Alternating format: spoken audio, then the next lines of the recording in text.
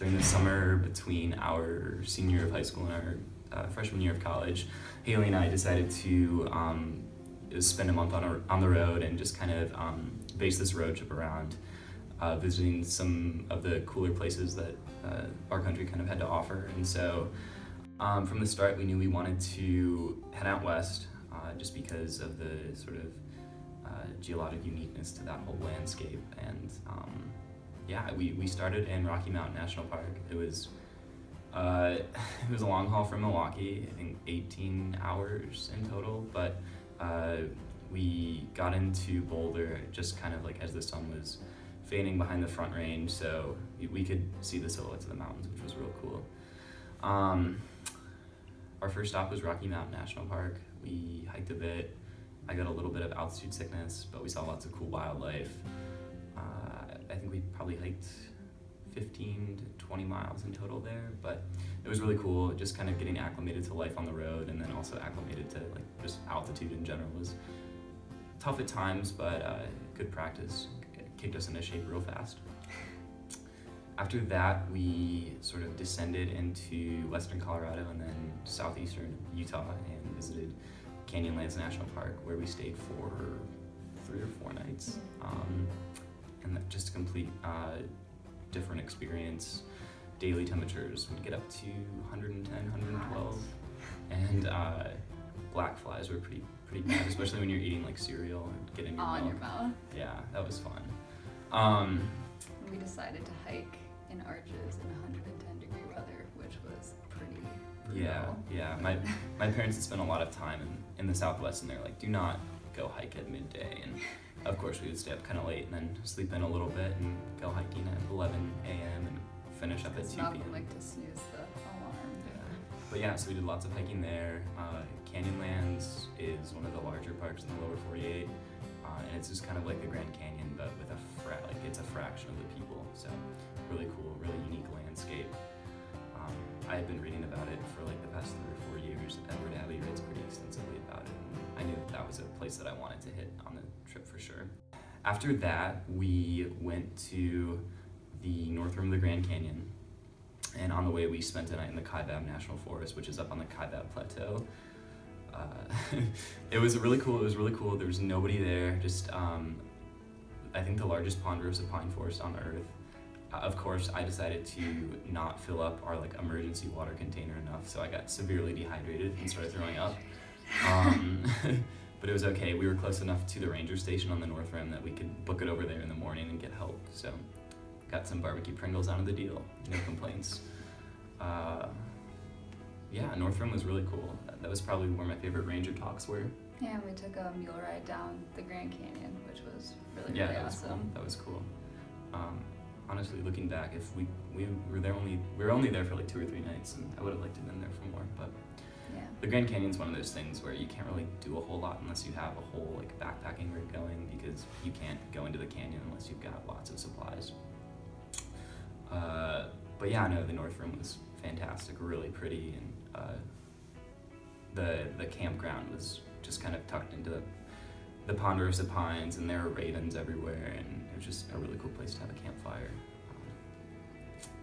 After the North Rim, we went to Zion National Park, and on the way we stopped at a state park in southwestern Utah called Sandy Hollow, and it was just kind of this, I think it was a man-made reservoir, but the beach was entirely orange-red sand, which was really cool, and it was 115 degrees, so cooling down felt great. The water was clear, and it felt kind of good to be around like civilization a little bit, because southeastern Utah and north central Arizona, there's not much out there, so it was cool. We were in Mormon country, so that was interesting, but it was a good time. It was a really good time. And then drove to Zion, and we originally were intending to spend 2 nights there, but we were both kind of just so interested in exploring the park that we decided we would actually stay 5 nights. So we got up real early that 3rd day and got in line for the first come, first served campground. And We did all sorts of trails in Zion, We did Angel's Landing, which is like a super narrow trail that you have to hold on to a chain when yeah. you go up because it's so narrow, which was really cool. And then after that, we were really hot because it finished probably by midday. Yeah, I know. Or early afternoon, so we jumped in the Virgin River after that, which was like an emerald. Yeah, really pretty emerald hue to the water, and just like it's probably 70 degrees.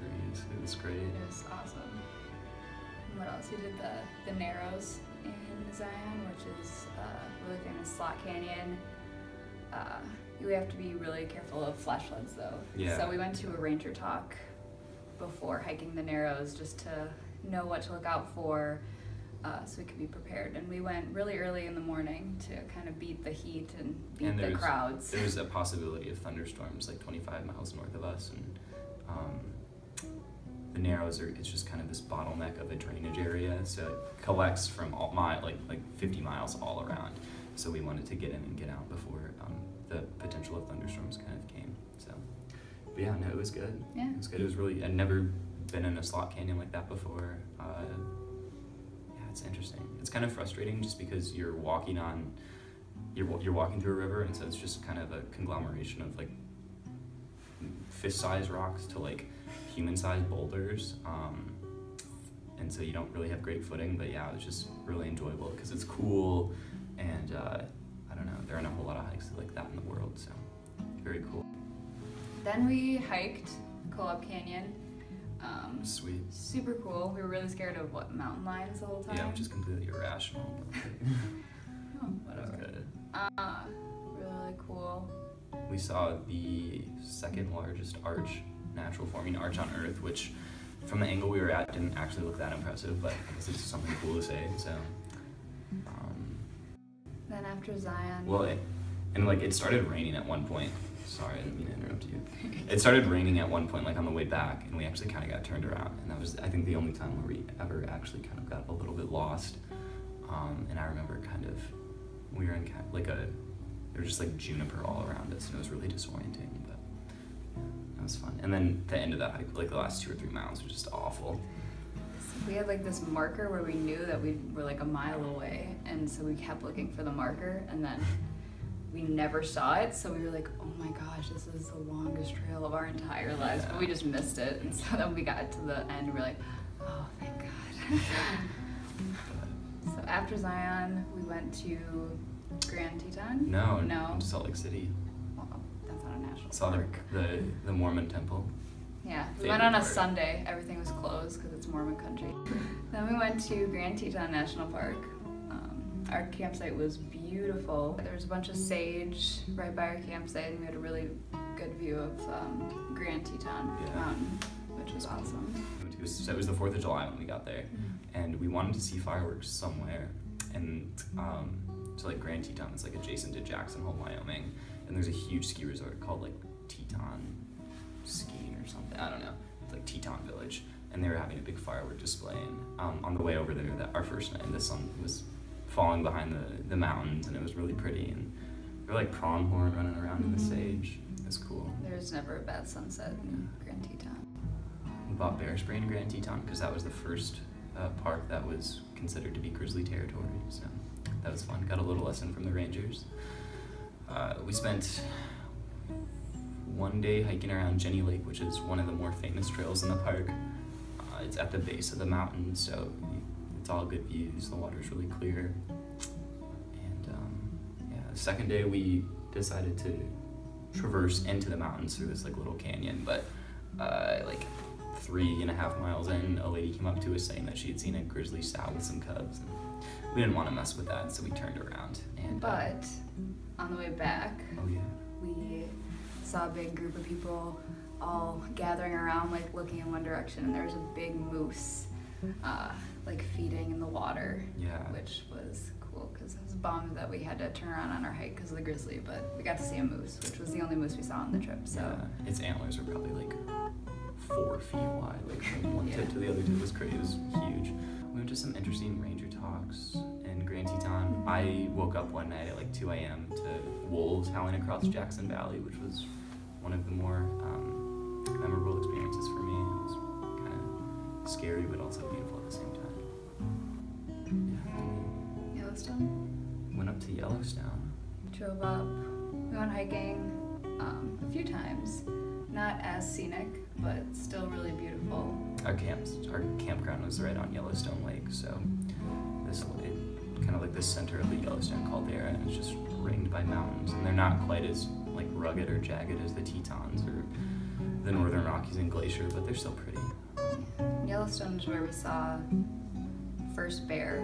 It was a brown black bear. Yeah. Saw on the side of the road, and the bison in Yellowstone like to just Yeah. walk in the middle of the road, like right on the yellow lines. There'd be cars stopped for like so many periods of time. Yeah, you better not have to go to the bathroom if you get stuck in a bison. We saw many, Traffic many jam. on the road.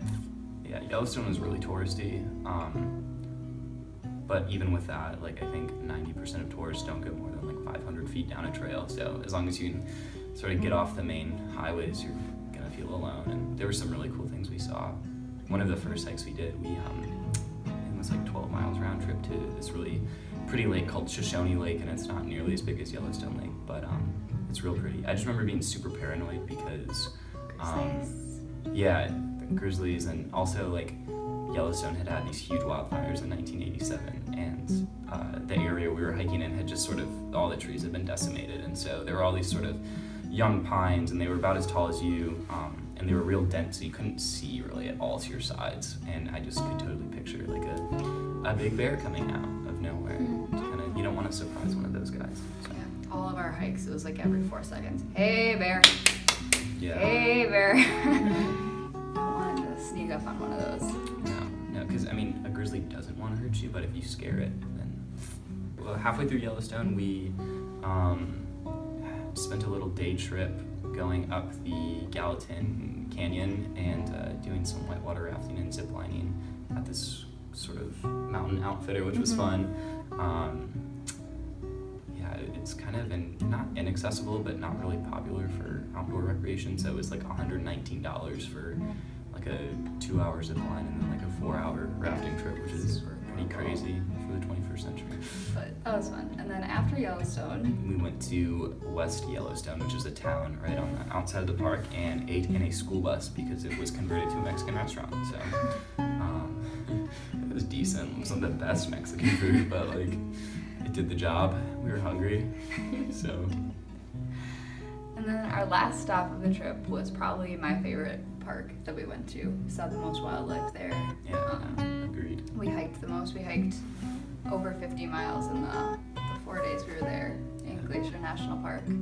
Absolutely beautiful. We drove in to our campsite right when the sun was setting, kind of.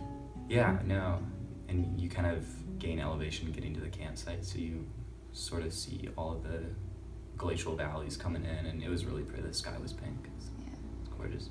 And then our first hike up Glacier was a small hike up to a big Appoquinee Falls. waterfall, which was awesome.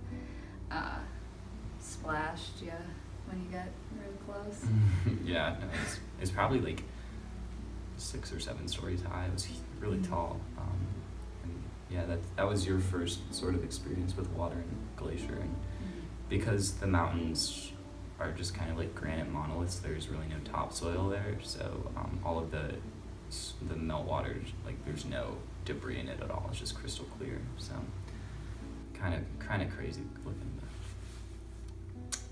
Then after Appoquinee Falls, we did one of the more famous trails in Glacier, Grinnell Glacier Trail, and it is, I think, like 6.5 miles up, 6.5 miles down, and so we were feeling pretty good. We had like sort of a driving day the day before, so our feet were itchy, so did that. Of course, some thunderstorms came in later on, but on the way up, a lot of people, including a park ranger, were like, just make sure you make some noise, because there have been some bears reported up in some of the alpine meadows, so we were careful, we were loud. And then of course, at one point we came around a bend on the trail, and there was just a bunch of people on sort of a rocky outcrop pointing up, and there was one grizzly male and then a grizzly sow with 2 cubs, and we didn't see the mama grizzly with cubs, but we did see the lone grizzly.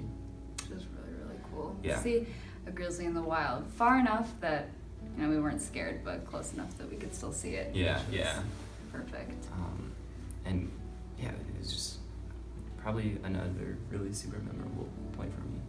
You never really know if that's ever going to happen again, so just kind of have to hold it dear, I guess.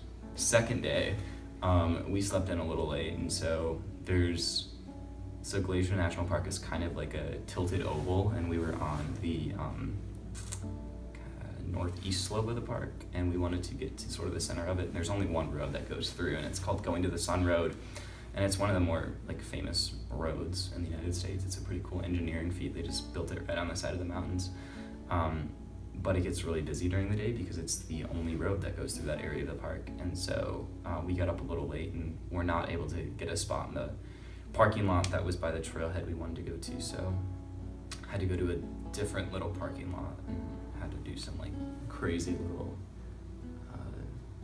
maneuver to get into that one spot. But we managed, and then we hiked, and it was all incline. Yeah, no, we were just kind of going up the mountain, but nothing but incline. It was okay. It was really pretty, and that was, I don't know, there was a breeze. I remember it wasn't super duper hot, and we decided to hoof it up a little bit higher to the top of Swift Current Mountain. A lot of bit higher.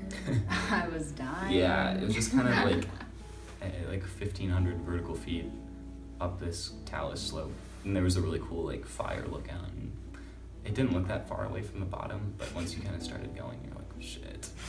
But we eventually made it.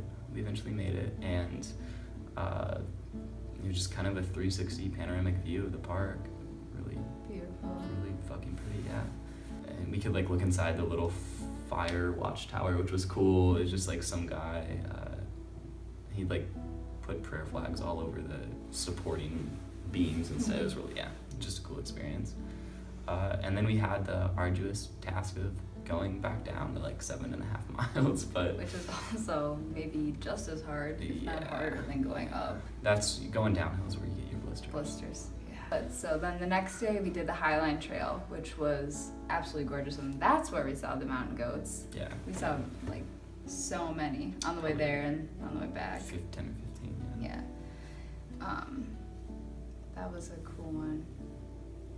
Yeah, it's one of the more famous trails in the park, just because you're never really in trees. You're always sort of on the side of a mountain, regardless of how far you are down the trail. So it's real pretty. And I think 6 or 7 miles down it, we found a spur that would actually take us to the top of a mountain where we could look down and see Grinnell Glacier, which sounded really fulfilling because 2 days prior we kind of got turned around up going to Grinnell Glacier because of a lightning storm.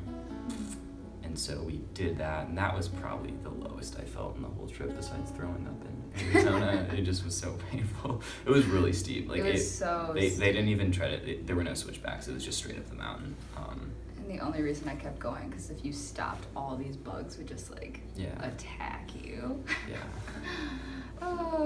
But the view was totally worth it. Yeah, we eventually made it and got our glimpse of Grinnell Glacier, which was cool because it's going to be gone in 4 or 5 years. So it's something I wanted to see. And then the following day was our last day, I think, and we decided to do the Iceberg Lake Trail, which is another famous trail, and it was only like 10 or 11 miles, which felt like nothing not much compared after. to what we did before. Yeah, So and there was like very little. It was like 1,000 feet of elevation gain compared to like 4,000 feet, which was. And so after like 40 miles of hiking the past 3 days, we're like, we're gonna wear our sandals on this hike. Honestly, I could have gone barefoot and it still would have been fun. Like, We had so many blisters. Yeah, but it was really cool. It started raining that day, which was I like that. I like that. We were kind of just we were in the woods. It was just a bunch of like Douglas firs, but I don't know, I felt like the Pacific Northwest. It was very misty, moisty, and moisty. Yeah, and then we got to the lake, and sure enough, there were some icebergs in it. It was really cool, and a little bittersweet just because we knew that was kind of our last big destination, but it was a good one. So just tried to appreciate it. Yeah. And then we started back down, and I don't really know what we had for dinner that night. We didn't eat out. Probably egg wraps, because we ate like 10,000 egg wraps a piece. So many egg wraps. Yeah, then we came back down and probably went to bed early because it had been a long 4 days. But and then we had to drive back, which was a shit show. But that's okay. Like, northwest Montana to southeast Wisconsin is a bit of a hike. Yeah. One thing that I became cognizant of out there was, like, as an individual, I don't really own any property, but as an American citizen, I own a lot of property, and everyone should try and take advantage of that, and there should be programs that help people take advantage of that, because every single one of us owns millions and millions of acres out west, whether they be mountains or streams or deserts, and it's ours. And there is interests and lobbies that are trying to take that away from us.